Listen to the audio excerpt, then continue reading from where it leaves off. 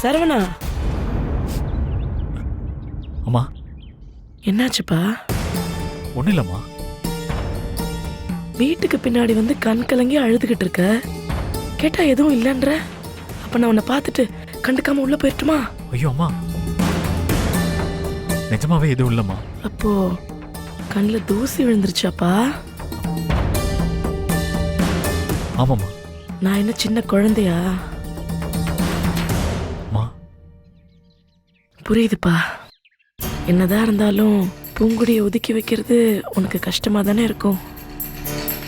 வேணா நீ அவளை உள்ள கூப்பிட்டுக்கோ. நாங்க வேணும்னா. அம்மா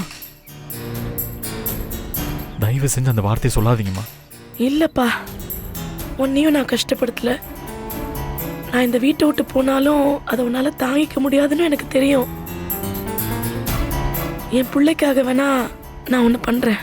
நான் வேணா நம்ம தோப்பு வீட்டுக்கு போய் அங்க இருந்துக்குவா. மா ஆமாப்பா, நீ எதுக்கு மனசை போட்டு கஷ்டப்படுத்திக்கிற? இப்படி கணத்துக்கிட்ட வந்து குமரி குமரி ஏன் அழுதுகிட்டு இருக்கணும்? நீயும் பூங்குடியும் இங்கேயே இருங்க. நானும் ஸ்ருதியும் அப்படியே தோட்டத்து வீட்டுக்கு போய்க்கிறோம்ப்பா. என்னம்மா நீங்க? நான் எப்ப அப்படி சொன்னேன்? பூங்குடி தப்பு பண்ணிருக்கா? அவ வீட்டுல இருக்க வேணா வெளியே அனுப்புங்கன்னு நான் தானமா சொன்னேன்.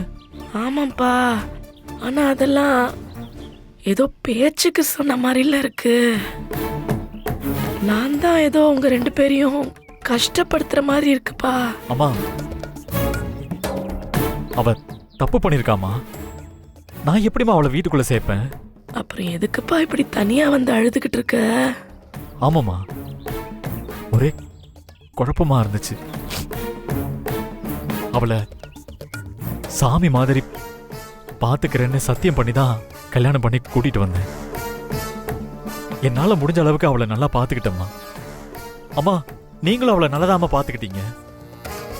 ஆனா அவ தப்பு பண்ணிட்டா. நான் அவளுக்கு கொடுத்த வாக்க காப்பாத்தணுமேமா. ஆனா அவ அந்த மாதிரி நடந்துக்கல. அவ இந்த வீட்டு மருமகளாவே இல்லம்மா. அவ தப்பு பண்ணிட்டாமா. என் தங்கச்சியை பத்தி கேவலமா பேசிட்டா. அவளை நான் உள்ள சேர்க்கவே மாட்டேம்மா. இல்ல சரவணா, அடிக்கடி நீ குழம்பி போறது